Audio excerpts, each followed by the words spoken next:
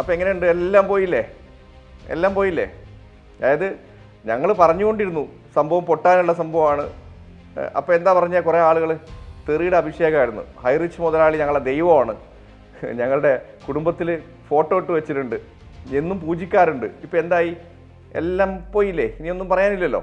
പറഞ്ഞ് മനസ്സിലാക്കുന്നവനെ വളരെയധികം ദ്രോഹിക്കുന്ന രീതിയിലേക്ക് പോവുക. പറഞ്ഞ് മനസ്സിലായി ഇത് പറ്റിപ്പാണ്, നിങ്ങൾ ഇത് ഇൻവെസ്റ്റ് ചെയ്തതെന്ന് പറയുന്ന ആളുകളെ ആക്രമിക്കുക.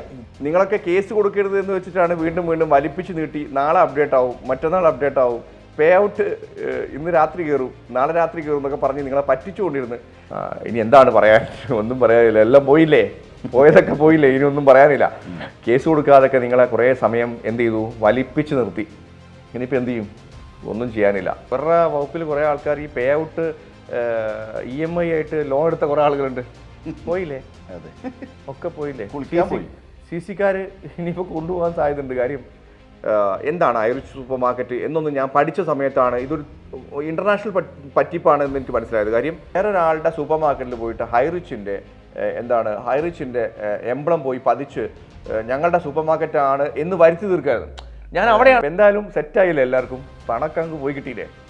അപ്പോൾ MD ഒക്കെ മുങ്ങിയിട്ടുണ്ട്. എന്തായാലും നിങ്ങൾ അറിഞ്ഞിട്ടുണ്ടാവും വിചാരിക്കുന്നു. ഇനിയിപ്പോൾ അവിടെ പോയിട്ട് ലൈവ് ഞങ്ങൾ മുങ്ങിയതല്ല, ഞങ്ങൾ ടൂർ അടിച്ചാന്ന് പറഞ്ഞാലും വിശ്വസിക്കാൻ കഴിയുന്ന കുറേ ആളുകളുണ്ട്. പ്രത്യേകിച്ചും അദ്ദേഹം തൃശ്ശൂർ സ്ഥാനാർത്ഥിയായി മത്സരിക്കുന്നു എന്നുള്ള വാർത്തകളൊക്കെ പുറത്തു വരുന്ന പശ്ചാത്തലത്തിൽ കൂടിയാണ് അതിന് വേണ്ടിയിട്ടുള്ള ഒരു കർട്ടൻ റൈസർ എന്നുള്ള നിലയിലാണ്, ഞാനൊരു സമര പോരാളിയാണ് എന്നുള്ള ഒരു ഇമേജ് അവിടുത്തെ ജനങ്ങൾക്കിടയിൽ കേവലം ഒരു സിനിമാക്കാരനല്ല, കേവലം ഒരു സെലിബ്രിറ്റി മാത്രമല്ല, ഹൈറിച്ച് കമ്പനിയുമായി തട്ടിപ്പ് നടത്തി പറ്റിപ്പിൽ ഇരയാക്കപ്പെട്ട ആളുകളുടെ കൂടെ സുരേഷ് ഗോപി നിൽക്കണമെന്നാണ് എനിക്ക് പറയാനുള്ളത്. അത് മാത്രവുമല്ല, അദ്ദേഹം ഒന്ന് ഏറ്റുപറയേണ്ടതുണ്ട്. ഞാൻ പോലും ഇതിൽ വഞ്ചിക്കപ്പെട്ടിട്ടുണ്ട്, എന്നെ പോലും ഇവർ കരുവാക്കിയിട്ടുണ്ട് എന്ന് പറയാനെങ്കിലും അദ്ദേഹം തയ്യാറാകണം. അതല്ലെങ്കിൽ അദ്ദേഹം കൂടി ഇതിൽ ഉൾപ്പെട്ടയാളാണ് എന്ന തോന്നൽ ജനങ്ങൾക്ക് ഉണ്ടായിട്ടുണ്ടെങ്കിൽ അവരെ കുറ്റം പറയാൻ കഴിയില്ല, അല്ലേ?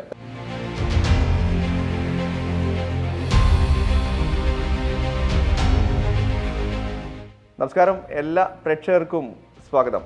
അപ്പോൾ എങ്ങനെയുണ്ട്? എല്ലാം പോയില്ലേ? എല്ലാം പോയില്ലേ? അതായത് ഞങ്ങൾ പറഞ്ഞുകൊണ്ടിരുന്നു സംഭവം പൊട്ടാനുള്ള സംഭവമാണ്. അപ്പോൾ എന്താ പറഞ്ഞാൽ കുറേ ആളുകൾ തെറിയുടെ അഭിഷേകമായിരുന്നു. ഹൈറിച്ച് മുതലാളി ഞങ്ങളുടെ ദൈവമാണ്, ഞങ്ങളുടെ കുടുംബത്തിൽ ഫോട്ടോ ഇട്ട് വെച്ചിട്ടുണ്ട്, എന്നും പൂജിക്കാറുണ്ട്. ഇപ്പം എന്തായി? എല്ലാം പോയില്ലേ? ഇനിയൊന്നും പറയാനില്ലല്ലോ. പറയുമ്പോൾ കേരളക്കാരുടെ ഒരു പ്രശ്നം എന്താ വെച്ച് കഴിഞ്ഞാൽ കുറച്ച് അണികളുണ്ടാവും, എപ്പോഴും എല്ലാ സംഭവത്തിലും ഉണ്ടാവും. തെറി പറയാൻ വേണ്ടി മാത്രം ആളുകൾ കുറച്ചുണ്ടാക്കും.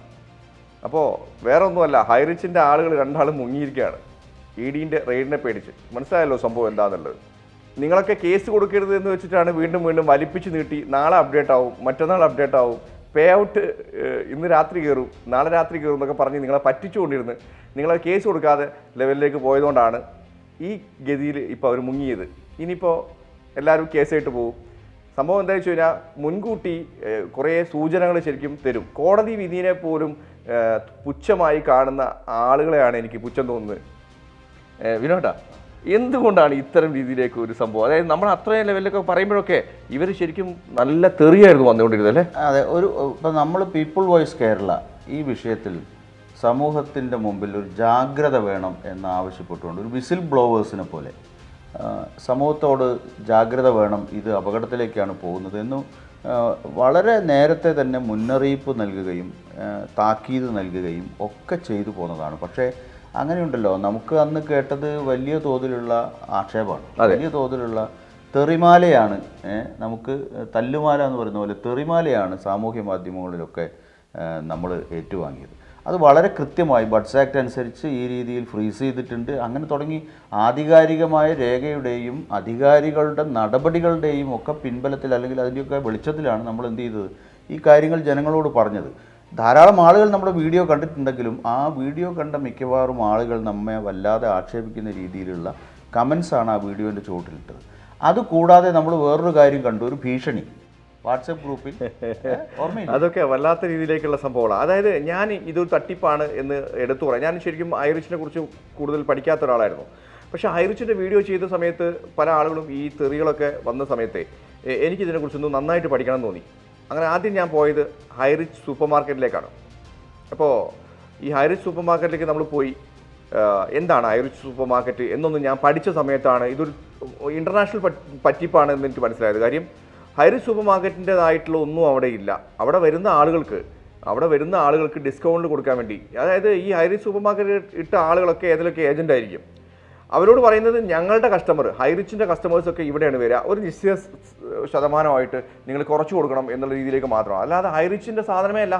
ഹൈറിച്ചിൻ്റെ ഫ്രാഞ്ചൈസി എന്ന് പറയുന്നത് തെറ്റാണ്. കാര്യം ഹൈറിച്ച് വേറൊരാളുടെ സൂപ്പർ മാർക്കറ്റിൽ പോയിട്ട് ഹൈറിച്ചിൻ്റെ എംബ്ലം പോയി പതിച്ച് ഞങ്ങളുടെ സൂപ്പർ മാർക്കറ്റാണ് എന്ന് വരുത്തി തീർക്കരുത്. ഞാൻ അവിടെയാണ് ശരിക്കും. പക്ഷേ ഈ ഹൈറിച്ചിന്റെ സൂപ്പർ മാർക്കറ്റ് എന്ന് പറഞ്ഞിട്ട് പണം വാങ്ങുന്ന അപ്പോൾ എങ്ങോട്ട് പോയി എന്നുള്ളൊരു ക്വസ്റ്റ്യൻ വന്നു എനിക്ക്. അല്ല, അത് നിസ്സാരമായിട്ടുള്ളൊരു കേസല്ലല്ലോ ഇപ്പോൾ വന്നിട്ടുള്ളത്. ഇപ്പം 126 കോടി രൂപയോ എത്രയാണ് വിദേശത്തേക്ക് കടത്തി എന്നുള്ള രീതിയിലൊക്കെയാണ് കേസ് വന്നിട്ടുള്ളത്. അതായത് വേറെ ഇതിൽ വലിയൊരു വിഷയം പറയേണ്ടത് സുരേഷ് ഗോപിയുടെ വിഷയമാണ്. ഈ സുരേഷ് ഗോപി ഇതിന്റെ ബ്രാൻഡ് അംബാസഡർ ആ ലെവലിലേക്ക് വരെ സാധനം പോയി, അംബാസഡർ ആണെന്നുള്ള കണ്ടീഷനിലേക്ക് വരെ പോയി. അതായത് അദ്ദേഹം ബ്രാൻഡ് അംബാസഡർ അല്ല, പക്ഷെ എങ്കിലും അദ്ദേഹത്തെ പല പ്രോഗ്രാമിലൊക്കെ പങ്കെടുപ്പിച്ചു. എന്താ വെച്ചാൽ സുരേഷ് ഗോപിയുടെ വിശ്വാസ്യതയിൽ കുറെ പണം വന്നിട്ടുണ്ടാവും.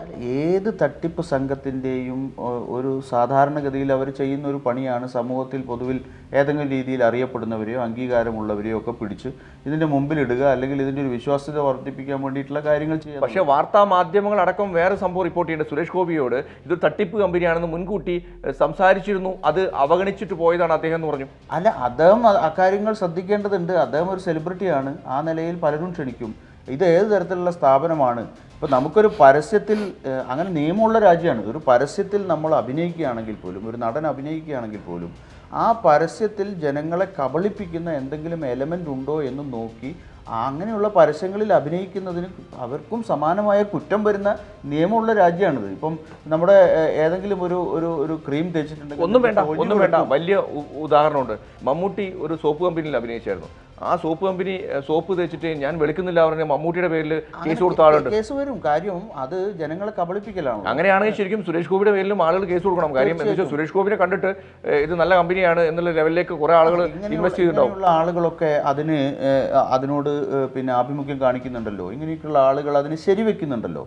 അപ്പോൾ സ്വാഭാവികമായും സാധാരണക്കാരായ ആളുകൾ, ഞാൻ പറയുന്നത് അത്ര സാധാരണക്കാരും നിഷ്കളങ്കരും ഒന്നും അല്ല ഇവിടുത്തെ ആളുകൾ എന്ന് എനിക്കൊരു തോന്നലുണ്ട്. പലപ്പോഴും ഇത്തരം ഈ മണി ചെയിൻ ആണല്ലോ ഇതിൻ്റെ ബേസ്. അതെ, ഈ പറയുന്ന എല്ലാ സംഭവത്തിൻ്റെയും ഈ സംവിധാനങ്ങളുടെയൊക്കെ ബേസായിട്ട് പ്രവർത്തിക്കുന്നത് നേരത്തെ തന്നെ പലരും അതിലൊക്കെ പങ്കെടുക്കുകയും വലിയ തോതിൽ പറ്റിക്കപ്പെടുകയും ഒക്കെ ചെയ്തു പോന്നിട്ടുള്ള മണി ചെയിൻ ഏർപ്പാടിൻ്റെ മറ്റൊരു വകഭേദമാണ് ഇത്തരത്തിലുള്ള, അതിന് പണത്തിന് പകരം ചില ഉൽപ്പന്നങ്ങൾ കൊടുക്കുന്നു എന്നുള്ളതിന് അതേ സ്വഭാവമാണ്. അപ്പോൾ ഇതൊക്കെ അറിഞ്ഞിട്ടും ഇത്രയും കാലം ഇതിനെ സംബന്ധിച്ച വാർത്തകളൊക്കെ ഇവിടെ മാത്രമല്ല ലോകം മുഴുവൻ ഇത്തരത്തിലുള്ള വാർത്തകൾ വന്നിട്ടും വീണ്ടും ഇതിൽ പോയിട്ട് പിന്നെ ചേരുക, അല്ലെങ്കിൽ ഈ പറയുന്ന രീതിയിൽ കബളിപ്പിക്കപ്പെടുക എന്നൊക്കെ പറയുന്നത് അത്ര നിഷ്കളങ്കരായിട്ടൊന്നുമല്ല. ആളുകൾക്ക് കുറേയൊക്കെ അത് അനുഭവിക്കും വേണമെന്നാണ് എൻ്റെ പറഞ്ഞു മനസ്സിലാക്കുന്നവനെ വളരെയധികം ദ്രോഹിക്കുന്ന രീതിയിലേക്ക് പോവുക. പറഞ്ഞു മനസ്സിലായി ഇത് പറ്റിപ്പാണ്, നിങ്ങൾ ഇത് ഇൻവെസ്റ്റ് ചെയ്തെന്ന് പറയുന്ന ആളുകളെ ആക്രമിക്കുക. ഇതൊരു സംഘടിതമായിട്ടുള്ള ഒരു തട്ടിപ്പാണ്.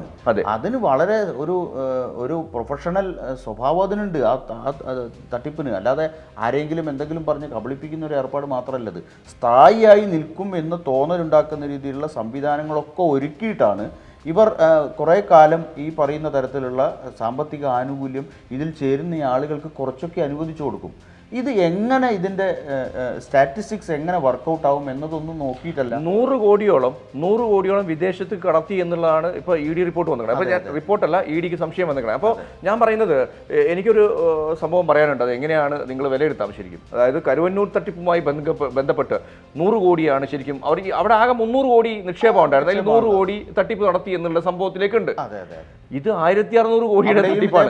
അപ്പോൾ എനിക്ക് പറയാനുള്ളത്, സുരേഷ് ഗോപി എന്നുള്ള ഈ സാറ് ഒരു കാര്യം ചെയ്യണം. എന്ത് ചെയ്യണം, ഈ ഹൈറിച്ച് തട്ടിപ്പുമായി ബന്ധപ്പെട്ട ആളുകൾക്ക് നീതി വാങ്ങിക്കാൻ വേണ്ടി കൂടെ നിൽക്കണം. കാര്യം ഇത് ഒരുപാട് പേരുണ്ട്, ലക്ഷക്കണക്കിന് പേരുണ്ട്. മറ്റത് കരുവന്നൂർ കേസ് ആകെ 100 കോടി തട്ടിപ്പാണ് ഉണ്ടായത്. ഇതൊരു 1600 കോടി തട്ടിപ്പാണ്. അപ്പൊ എന്താ വെച്ചാൽ സാധാരണ സംബന്ധിച്ചിടത്തോളം ധാർമ്മികമായ ഒരു ഉത്തരവാദിത്വം വരികയാണ്. പ്രത്യേകിച്ചും അദ്ദേഹം തൃശ്ശൂർ സ്ഥാനാർത്ഥിയായി മത്സരിക്കുന്നു എന്നുള്ള വാർത്തകളൊക്കെ പുറത്തു വരുന്ന പശ്ചാത്തലത്തിൽ കൂടിയാണ്. അതിനു വേണ്ടിയിട്ടുള്ള ഒരു കർട്ടൻ റൈസർ എന്നുള്ള നിലയിലാണ്, ഞാനൊരു സമര പോരാളിയാണ് എന്നുള്ള ഒരു ഇമേജ് അവിടുത്തെ ജനങ്ങൾക്കിടയിൽ, കേവലം ഒരു സിനിമാക്കാരനല്ല, കേവലം ഒരു സെലിബ്രിറ്റി മാത്രമല്ല, ഞാൻ ജനങ്ങളുടെ അടിസ്ഥാന പ്രശ്നങ്ങളിൽ ഏർപ്പെട്ട് പൊരുതാൻ തയ്യാറായിട്ടുള്ള ഒരു പോരാളിയാണ് എന്ന് കാണിക്കുന്നതിന് വേണ്ടിയിട്ട് കൂടിയാണ് വളരെ പ്ലാൻഡായിട്ട് കരുവന്നൂർ പിന്നീട് എന്തായി, അതിനെ തുടർന്ന് അദ്ദേഹം പിന്നീട് എന്ത് ചെയ്തു എന്നുള്ളത് അവിടെ നിൽക്കട്ടെ. പക്ഷേ കരുവന്നൂരിൻ്റെ കാര്യത്തിൽ ഇടപെട്ടതുപോലെ തന്നെയുള്ള ഒരു ഉത്തരവാദിത്വം ആർക്കുണ്ട്? തൃശ്ശൂർ കേന്ദ്രീകരിച്ചുകൊണ്ട് ഇത്തരത്തിൽ ജനങ്ങളെ വലിയ തോതിൽ പറ്റിച്ച് കോടിക്കണക്കിന് രൂപ വിദേശത്തേക്ക് പണം കടത്തി എന്ന ആക്ഷേപം നേരിടുന്ന ആ സ്ഥാപനത്തിനെതിരെ തൻ്റെ കൂടി പങ്കാളിത്തത്തോടു കൂടി ജനങ്ങളെ തട്ടിപ്പ് നടത്തിയ പങ്കാളിത്തം എന്ന് പറയുന്നത് നേരിട്ടോ അല്ലാതെയോ, നമ്മൾ പ്രത്യക്ഷമായിട്ടൊന്നും പറയുന്നില്ല. പക്ഷേ അദ്ദേഹം കൂടി ഇതിൻ്റെ ഒരു വക്താവ് എന്നുള്ള രീതിയിലേക്ക് പെരുമാറുന്ന സ്വഭാവത്തിലേക്ക് പലപ്പോഴും ഇദ്ദേഹത്തെ ബന്ധപ്പെടുത്തിക്കൊണ്ടാണ് ഈ പ്രവർത്തനം നടത്തിയിട്ടുള്ളത്. നമുക്കത് കേരളത്തിൽ ശരിക്കും എടുത്തു പറയാവുന്ന വിഷയം തന്നെയാണ്. അപ്പോൾ വി ഡി സതീശനുമായി ഒരു ബന്ധപ്പെട്ട അല്ലെങ്കിൽ മുഖ്യമന്ത്രി പിണറായി വിജയനുമായി ബന്ധപ്പെട്ട് ആരെങ്കിലും ഫോട്ടോ ഇട്ട് കഴിഞ്ഞാൽ ആ ഫോട്ടോയിലുള്ള ആൾ പ്രതിയാണെങ്കിൽ 100% ഈ പാർട്ടിക്കാർ പറയില്ല എന്താ ഇവന്റെ ഒത്താശയോടെയാണ് ഈ സംഭവം നടക്കുന്നത്. എന്തിനു വേണം പോക്സോ കേസിൽ വരുന്ന പ്രതികൾ വരെ ഈ കൂടെ നിന്ന് ഫോട്ടോ എടുക്കുക. അപ്പൊ ഞാൻ പറയുന്നത് നമ്മളൊക്കെ ഫോട്ടോ എടുക്കാറുണ്ട്, പല ആളുകളും നമ്മുടെ കൂടെ നിന്ന് പല ആളുകളും കാലത്ത് അത് സുലഭമാണ്. നമ്മുടെ കൂടെ നിന്ന് പല സമയത്തൊക്കെ പുറത്തു പോകുന്ന സമയത്ത് പല ആൾക്കാരും ഫോട്ടോ എടുക്കാറുണ്ട്. പക്ഷേ ആ ഫോട്ടോ എടുക്കുന്ന വ്യക്തി ആരാണെന്ന് ശരിക്കും അയാളുടെ ID കാർഡ് ചോദിച്ചിട്ടോ അല്ലെങ്കിൽ അയാളുടെ കുറ്റകൃത്യം അന്വേഷിച്ചിട്ടല്ല നമ്മൾ ഫോട്ടോ എടുക്കാറ്. പക്ഷേ സെൽഫി യുഗത്തിൽ അതിനൊന്നും സാധ്യമല്ല. അപ്പോൾ പൊതുവെ സ്വാഭാവികമായിട്ട് ഈ സംഭവത്തിൽ സുരേഷ് ഗോപി ശരിക്കും സ്റ്റേജ് പ്രോഗ്രാമിൽ വരെ പങ്കെടുത്ത ഒരു വ്യക്തിയാണ്. അപ്പോൾ അദ്ദേഹത്തോട് ശരിക്കും എന്താണ് പറയുക, ഇപ്പോൾ ഇതൊരു തട്ടിപ്പ് കമ്പനിയാണ് എന്ന് പറഞ്ഞിട്ട് പോലും വീണ്ടും പോയി അത്തരം പ്രോഗ്രാമിൽ പങ്കെടുത്ത സ്ഥിതിക്ക് 100% എന്ത് ചെയ്യണം, ആ ഹൈറിച്ച് കമ്പനിയുമായി തട്ടിപ്പ് നടത്തി പറ്റിപ്പിൽ ഇരയാക്കപ്പെട്ട ആളുകളുടെ കൂടെ സുരേഷ് ഗോപി നിൽക്കണം എന്നാണ് എനിക്ക് പറയാനുള്ളത്. എന്താ താങ്കളുടെ അഭിപ്രായം? അദ്ദേഹം ഇതേപോലെ അദ്ദേഹത്തിന് BJP-യിൽ സ്വാധീനമുണ്ട്, കേന്ദ്ര ഗവൺമെൻറ്റിൽ സ്വാധീനമുണ്ട്, ED-യിലൊക്കെ സ്വാധീനം ചെലുത്താൻ കഴിയും. അതൊക്കെ ഉപയോഗപ്പെടുത്തിക്കൊണ്ട് തന്നെ അദ്ദേഹം എന്ത് ചെയ്യണം, ഇതിൻ്റെ മുൻനിര പോരാളിയായിട്ട് രംഗത്ത് വരണം. അത് മാത്രവുമല്ല, അദ്ദേഹം ഒന്ന് ഏറ്റു പറയേണ്ടതുണ്ട്, ഞാൻ പോലും ഇതിൽ വഞ്ചിക്കപ്പെട്ടിട്ടുണ്ട്, എന്നെ പോലും ഇവർ കരുവാക്കിയിട്ടുണ്ട് എന്ന് പറയാനെങ്കിലും അദ്ദേഹം തയ്യാറാകണം. അതല്ലെങ്കിൽ അദ്ദേഹം കൂടി ഇതിൽ ഉൾപ്പെട്ടയാളാണ് എന്ന തോന്നൽ ജനങ്ങൾക്ക് ഉണ്ടായിട്ടുണ്ടെങ്കിൽ അവരെ കുറ്റം പറയാൻ കഴിയില്ല. അദ്ദേഹം തള്ളിപ്പറയണം. ഈ പറയുന്ന സംവിധാനത്തെ തള്ളിപ്പറയാൻ ഇതുവരെയും സുരേഷ് ഗോപി എന്ത് ചെയ്തിട്ടില്ല, വന്നിട്ടില്ല, രംഗത്ത് വന്നിട്ടില്ല. സുരേഷ് ഗോപി കൂടി പിന്നെ ഇതിന് ശരിവെച്ചുകൊണ്ടുള്ള അല്ലെങ്കിൽ ഇതിനോട് ചേർന്ന് നിന്നുകൊണ്ടുള്ള ഒരു തട്ടിപ്പാണ് നടന്നിട്ടുള്ളത് എന്ന് ജനങ്ങൾ വിലയിരുത്തുന്നുണ്ട്. അപ്പോൾ സ്വാഭാവികമായും ഒരു പൊതുപ്രവർത്തനം എന്നുള്ള നിലയിൽ ഞാൻ പറയുന്നത്, അദ്ദേഹം തെരഞ്ഞെടുപ്പിൽ മത്സരിക്കാൻ പോകുന്നു, നേരത്തെ മത്സരിച്ചിട്ടുണ്ട്. അതിൻ്റെ ഭാഗമായിട്ട് അദ്ദേഹത്തിന് ജനങ്ങളോടുള്ളൊരു ഉത്തരവാദിത്വമുണ്ട്. ആ ഉത്തരവാദിത്വം പ്രാഥമികമായി നിറവേറ്റുന്നതിന് അദ്ദേഹം ചെയ്യേണ്ടത്, ഒന്ന്, ഈ അന്വേഷണ വിധേയമായി ഇത്തരത്തിൽ തലമറവായി നിൽക്കുന്ന അല്ലെങ്കിൽ അന്വേഷണത്തെ ഭയന്ന് ഒളിച്ചോടിപ്പോയ ഹൈറിച്ചിൻ്റെ ഉടമകൾ ഉൾപ്പെടെയുള്ള ആളുകൾ, അതിൻ്റെ MD ഉൾപ്പെടെയുള്ള ആളുകളെ തള്ളിപ്പറയാൻ പ്രാഥമികമായി സുരേഷ് ഗോപി തയ്യാറാകണം. അതിനുശേഷം അദ്ദേഹത്തിൻ്റെ എല്ലാ സ്വാധീനവും ഉപയോഗിച്ചുകൊണ്ട് അദ്ദേഹത്തിൻ്റെ സമരം നടത്തട്ടെ. ഈ ജനങ്ങൾക്ക് വേണ്ടി ബാധിക്കപ്പെട്ട സാധാരണക്കാരായ നൂറുകണക്കിന് ആയിരക്കണക്കിന് ജനങ്ങൾക്ക് വേണ്ടി അദ്ദേഹം പോരാട്ടത്തിന് ഇറങ്ങാൻ തയ്യാറുണ്ടോ? കരുവന്നൂരിൻ്റെ അതേപോലെ മാതൃക പിന്തുടർന്നുകൊണ്ട് ഹൈറിച്ചിൻ്റെ കാര്യത്തിലും സുരേഷ് ഗോപി രംഗത്ത് വരാൻ തയ്യാറുണ്ടോ എന്നതാണ് നമുക്ക് ചോദിക്കാനുള്ള ഏറ്റവും പ്രധാനപ്പെട്ട ഒരു ചോദ്യം. അത് വളരെ പ്രധാനപ്പെട്ടതാണ്. കാരണം ഒരു പൊതുപ്രവർത്തകനെ സംബന്ധിച്ചിടത്തോളം ഏതെങ്കിലും തരത്തിൽ താല്പര്യ സംരക്ഷണത്തിന് വേണ്ടിയിട്ടുള്ള ഷോ വർക്കാവരുത്. അത് ജനങ്ങളോടുള്ള പ്രതിബദ്ധതയായിരിക്കണം. ജനങ്ങളുടെ കാര്യങ്ങൾ, പ്രശ്നങ്ങൾ പരിഹരിക്കുന്നതിന് വേണ്ടിയിട്ടുള്ള സന്നദ്ധതയായിരിക്കണം. ആ അർത്ഥത്തിൽ നോക്കുകയാണെങ്കിൽ കരുവന്നൂരിന് സമാനമോ കരുവന്നൂരിനേക്കാൾ ഒരല്പം ഒരു പടി മുകളിലോ ഉള്ള തട്ടിപ്പാണ് ഇവിടെ ഹൈറിച്ചിൻ്റെ കാര്യത്തിൽ ഉണ്ടായിട്ടുള്ളത്. ഞാൻ ആലോചിക്കുന്നത്, നമ്മളെ ഭീഷണിപ്പെടുത്തിയ അയാളൊക്കെ ഇപ്പോൾ എവിടെ ഉണ്ട് എന്നുള്ളതാണ്. ഭീഷണികൾ പല സംഭവങ്ങളൊക്കെ വന്നുകൊണ്ടിരിക്കുകയാണ്. അത് ഇങ്ങനെ സ്വാഭാവികമായിട്ട് പോയിക്കൊണ്ടിരിക്കുകയാണ്.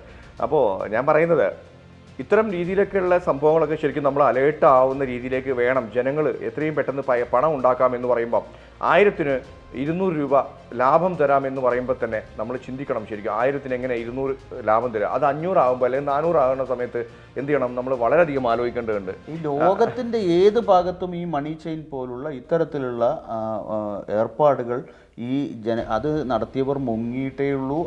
അതിൽ ഇടപെട്ടവർ, അതിലേർപ്പെട്ടവർ ഒക്കെ വഞ്ചിക്കപ്പെട്ടിട്ടേ ഉള്ളൂ. ഇത് ചരിത്രമാണ്. അപ്പോൾ അതേപോലുള്ളൊരു പ്രവണത വീണ്ടും നമ്മൾ എത്ര വർഷം മുമ്പ് കേട്ടതാണ്. എനിക്ക് തോന്നുന്നു ഒരു 20-30 വർഷം മുമ്പ് നമ്മൾ കേട്ടിട്ടുണ്ട് ഈ മണി ചെയിൻ തട്ടിപ്പ് എന്ന് പറഞ്ഞു. പക്ഷേ ജനങ്ങൾ എന്നിട്ടും പഠിക്കുന്നില്ല എന്ന് പറയുമ്പോൾ, ഇതുപോലുള്ള സുരേഷ് ഗോപിയെ പോലുള്ള പ്രധാനപ്പെട്ട സമൂഹത്തിൽ അറിയപ്പെടുന്ന ആളുകൾ പോലും ഇത്തരത്തിലുള്ള കാര്യങ്ങളോടൊപ്പം ചേർന്ന് നിൽക്കുന്നു. അവർക്ക് അതിനുള്ള എന്തെങ്കിലും റെമ്യൂണറേഷൻ കിട്ടുന്നുണ്ടോ നമുക്കറിയില്ല. അങ്ങനെ കിട്ടുന്നുണ്ടെന്ന് നമ്മൾ അതിനെ ചെറുതാക്കി കാണുകയല്ല. പക്ഷേ എന്തിനു വേണ്ടി ഇവർ ചേർന്ന് നിൽക്കുന്നു എന്നത് വളരെ പ്രധാനപ്പെട്ട ഒരു ചോദ്യമാണ്. നിരന്തരമായി തലമുറകളായി നടന്നു വരുന്ന ഒരു തട്ടിപ്പിൻ്റെ തുടർച്ചയാണ് നമുക്ക് ഹൈറിച്ചിൽ, തൃശ്ശൂരിൽ കാണാൻ കഴിയുന്നത്. അതിൽ ബാധിക്കപ്പെട്ട ജനങ്ങൾ, സാധാരണക്കാരായിട്ടുള്ള ആളുകളൊന്നും അറിയാതെ പോയിട്ട് വഞ്ചിക്കപ്പെടുന്നതുണ്ട്. അതേസമയം 100% കിട്ടും എന്നുള്ള ഒരു അത്യാഗ്രഹം ഉണ്ടല്ലോ, ആ അത്യാഗ്രഹത്തിൻ്റെ പുറത്ത് പോയി പെട്ട ആളുകൾ ധാരാളമുണ്ട്. അവരെ സംബന്ധിച്ചിടത്തോളം ഒരുപക്ഷെ ഇങ്ങനെയുള്ള നിക്ഷേപങ്ങൾക്ക് കൊടുക്കുന്നതിന് ഇപ്പോൾ ബാങ്കിൽ കൊണ്ടുപോയി നിക്ഷേപിക്കാൻ കഴിയാത്ത പണം ഉണ്ടാവും, അല്ലെങ്കിൽ ഏതെങ്കിലും തരത്തിൽ കണക്ക് കാണിക്കാൻ കഴിയാത്ത ബുദ്ധിമുട്ടുള്ള പണം ഉണ്ടാവും. അപ്പോൾ അങ്ങനെയുള്ള ആളുകൾക്ക് പണം ചെലവഴിക്കുന്നതിന് അതേസമയം വലിയ തോതിൽ അത് റിട്ടേൺസും ഉണ്ടാവും എന്ന് വരുമ്പോൾ ഇങ്ങനെയുള്ള സംഭവങ്ങളുടെ പിന്നാലെ പോകുന്നത് പതിവാണ്. അപ്പോൾ എന്തായാലും ഇവിടെ നമ്മൾ കാണുന്നത് അധ്വാനിച്ചെങ്കിൽ മാത്രമേ പണം കിട്ടൂ എന്ന ഒരു പുതിയ തലമുറയെ നമുക്ക് പഠിപ്പിക്കേണ്ടതുണ്ട്. അതിന് ജോലി ചെയ്തു വേണം പണമുണ്ടാക്കാൻ. ഇത്തരത്തിലുള്ള തട്ടിപ്പിലൂടെയോ തരികിട നമ്പറുകളിലൂടെയോ പണമുണ്ടാക്കുന്ന പ്രവണതയിലേക്ക് പോകാൻ പാടില്ല എന്ന് പ്രത്യേകിച്ച് മലയാളിയെ പഠിപ്പിക്കേണ്ടതുണ്ട്. കാരണം ഒരു തലമുറ 10-30 കൊല്ലം എന്ന് പറഞ്ഞ ഒരു തലമുറയുടെ കാലഘട്ടമാണ്.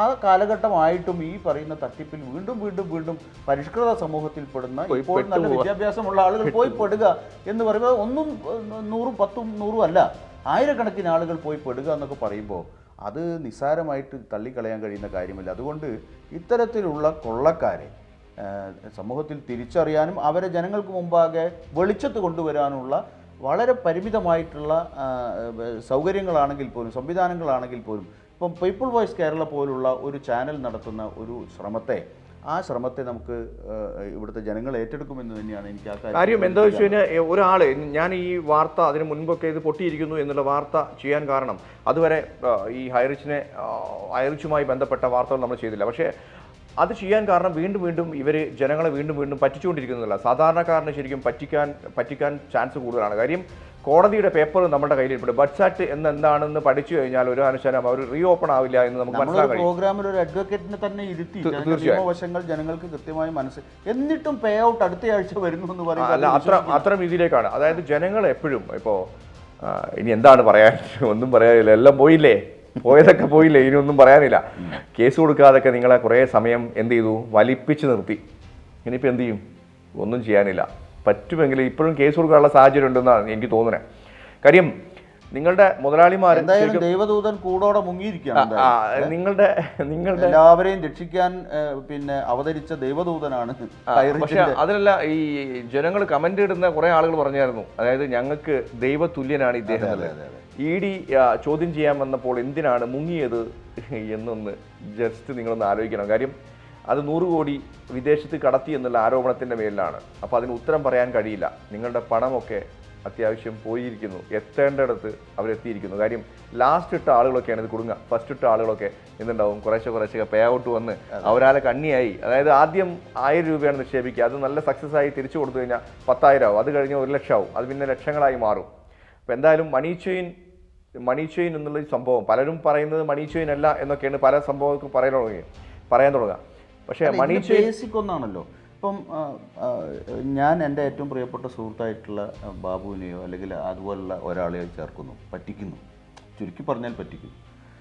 സ്വാഭാവികമായും അതിൽ പെട്ടുപോകുന്ന ബാബു പിന്നെ എന്താ ചെയ്യുന്നത്, ബാബുവിൻ്റെ ഏറ്റവും പ്രിയപ്പെട്ട 2 പേരെ 2 ലെഗിലായിട്ട് ചേർക്കുന്നു. ഇങ്ങനെ ബന്ധങ്ങളെ ചൂഷണം ചെയ്തുകൊണ്ട്, അടുപ്പത്തെ ചൂഷണം ചെയ്തുകൊണ്ട്, നമ്മുടെ പരിചയത്തെ ചൂഷണം ചെയ്തുകൊണ്ടാണ് ഈ സംവിധാനം വളരുന്നത്. അപ്പോൾ അങ്ങനെ പോകുമ്പോൾ എങ്ങനെയാണ് നിങ്ങൾക്ക് ഇതിൽ നിന്ന് ഇത്രയും വരുമാനം ഉണ്ടാവുക എന്ന് ചിന്ത പോലും ആളുകൾക്കുണ്ടാവുന്നില്ല. ആദ്യം ചേർന്ന കുറേ ആളുകൾക്കൊക്കെ പണം കിട്ടും. അപ്പോൾ അവർ കോട്ടും ടൈയും ഒക്കെ കെട്ടി എല്ലാ ആഴ്ചയിലും കൺവെൻഷനാണ്, എല്ലാ ആഴ്ചയിലും യോഗങ്ങൾ വിളിച്ച് അവിടെ വന്ന് ഇവർ സാക്ഷ്യം നടത്തുകയാണ്. നമ്മൾ ഈ രീതിയിൽ എൻ്റെ ജോലി ഉപേക്ഷിച്ചു, ഇപ്പോഴിതാ എനിക്ക് ഇത്ര വരുമാനമുണ്ട്, ഞാൻ കാറിന് ഓർഡർ ചെയ്തിരിക്കുന്നു, കാർ വന്നിരിക്കുന്നു. ഇങ്ങനെ തുടങ്ങിയിട്ടുള്ള ആളുകളെ എരികേറ്റുന്ന അല്ലെങ്കിൽ ആളുകളെ വമ്പൻ പ്രതീക്ഷ കൊടുക്കുന്നു. ഞാൻ എൻ്റെ ജോലി ഉപേക്ഷിച്ചു എന്നാണ് പറഞ്ഞത്. എനിക്ക് 25,000, 30,000 രൂപ അല്ലെങ്കിൽ 50,000 രൂപ വരുമാനം ഉണ്ടായിരുന്നു, ജോലി ഞാൻ ഉപേക്ഷിച്ചു, എനിക്ക് ഇതിൽ നിന്ന് അതിനേക്കാൾ വരുമാനം കിട്ടുന്നു, ഞാനിതാ എൻ്റെ കുട്ടികൾ ബോർഡിങ്ങിൽ പഠിക്കുന്നു, എൻ്റെ കാറ് ഞാൻ മാറ്റി, അല്ലെങ്കിൽ എൻ്റെ വീട് ഞാൻ മുകളിലെ നിലയിലേക്ക് എടുത്തു. ഇങ്ങനെ തുടങ്ങിയിട്ട് ആളുകളുടെ മുമ്പിൽ സാക്ഷ്യം പറയുകയാണ്. ഇപ്പോൾ ഇതിൽ ഏറ്റവും വലിയ പ്രശ്നമുണ്ട്, ഇവരുടെ വകുപ്പിൽ കുറേ ആൾക്കാർ ഈ പേ ഔട്ട് EMI ആയിട്ട് ലോൺ എടുത്ത കുറേ ആളുകളുണ്ട്. പോയില്ലേ, അതെ, ഒക്കെ പോയില്ലേ, കുളിക്കാൻ പോയി.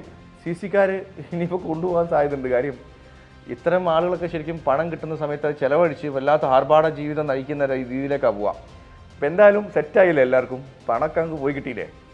അപ്പോൾ MD ഒക്കെ മുങ്ങിയിട്ടുണ്ട്. എന്തായാലും നിങ്ങൾ അറിഞ്ഞിട്ടുണ്ടാവും വിചാരിക്കണം. ഇനിയിപ്പോൾ അവിടെ പോയിട്ട് ലൈവ് ഞങ്ങൾ മുങ്ങിയതല്ല, ഞങ്ങൾ ടൂർ അടിച്ചാന്ന് പറഞ്ഞാലും വിശ്വസിക്കാൻ കഴിയുന്ന കുറേ ആളുകളുണ്ട്, അന്ധമായ ഭക്തിയുള്ള ആളുകൾ. അല്ല, ഈ വീഡിയോയ്ക്ക് ചോട്ടിലും ഇതിനെ ന്യായീകരിക്കുന്നവർക്ക് തെറി വിളിക്കാനുള്ള സ്വാതന്ത്ര്യമുണ്ട്, അത് നിങ്ങൾക്ക് വിളിക്കാം. അപ്പോൾ ഞാൻ പറയുന്നത് സുരേഷ് ഗോപി എന്തായാലും എന്ത് ചെയ്യണം, ഈ ഒരു സംഭവം, ഈ ഒരു ദൗത്യം കൂടി ഏറ്റെടുത്ത് കഴിഞ്ഞാൽ കുറച്ചുകൂടെ അണികൾ കുറച്ച് കൂടാൻ സാധ്യതയുണ്ട്. കാര്യം ഇത് പൊളിറ്റിക്കൽ അല്ല, ഞാൻ പറയുന്നത് പൊളിറ്റിക്കൽ അല്ല, 100% പറ്റിക്കപ്പെട്ട ആളുകൾക്ക് വേണ്ടി ശബ്ദിക്കുക എന്നുള്ളതാണ്. അത് തന്നെ നമ്മളും ചെയ്തുകൊണ്ടിരിക്കുന്നത്. സുരേഷ് ഗോപി പ്രത്യേകിച്ച് ഈ പദയാത്ര നടത്തിയ സ്ഥിതിക്ക് 100% അതൊന്ന് വിളിച്ചുകൂട്ടി എനിക്ക് തെറ്റുപറ്റിപ്പോയി എന്നുള്ളൊരു പ്രസ്താവന നമ്മൾ പ്രതീക്ഷിക്കുന്നു അല്ലേ? പദയാത്രയായി മാറിയതാണ്, ഒന്ന് പ്രതീക്ഷിക്കുന്നു. അതെ, എന്തായാലും അതിൽ ഇടപെടുന്ന പ്രതീക്ഷിക്കുന്നുണ്ട്. തീർച്ചയായും. നന്ദി, നമസ്കാരം.